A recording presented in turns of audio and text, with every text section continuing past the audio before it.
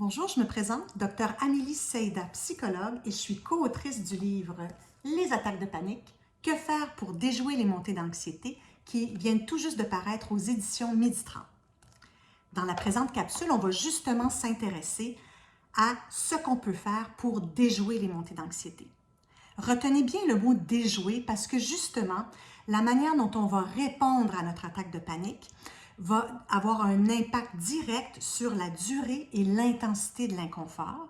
Et donc, on peut apprendre à justement jouer un petit tour à notre système nerveux dans la manière dont on va réagir quand la montée d'anxiété se présente. Première chose pour déjouer l'attaque de panique, ne pas résister contre nos inconforts. Je le sais, c'est inconfortable une attaque de panique et souvent le premier réflexe, c'est se dire « Oh non, il faut que ça arrête, faut pas que ça commence, etc. » Et justement, c'est un piège qui a été mentionné. Quand on résiste, en fait, les sensations physiques persistent. Donc, une première façon de déjouer l'attaque de panique, c'est d'accepter de cohabiter temporairement avec des sensations physiques inconfortables. La deuxième chose, c'est d'interpréter les sensations physiques de manière réaliste et constructive. En fait, plutôt que de se dire des choses comme « je vais perdre le contrôle, je vais faire une crise cardiaque, je vais m'évanouir », on envoie le message à notre système nerveux qu'on est en danger.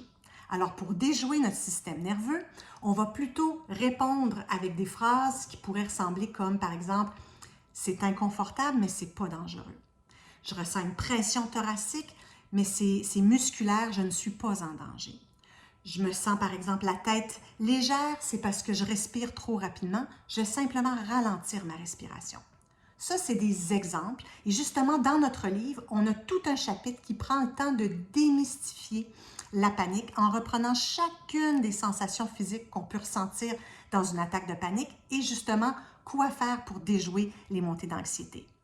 Parce qu'une troisième chose qu'on peut faire pour déjouer les montées d'anxiété, c'est de rester sur place quand la panique se présente.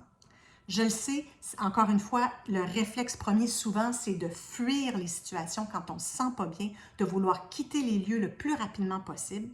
Mais malheureusement, quand on fait ça, c'est sûr que ça peut soulager sur le coup, mais ça envoie le message au système nerveux qu'on est en danger. Alors pour le déjouer, on va justement lui envoyer le message que je suis en mesure de rester sur place parce que je sais que l'attaque de panique, elle est oui inconfortable, mais elle a une durée limitée et que si je reste sur place, vous allez faire le test de la réalité que vous êtes capable de passer au travers. Avec de l'accompagnement, avec les outils qu'on donne dans le livre, je suis sûre que vous allez y arriver. Au plaisir de vous accompagner dans notre livre.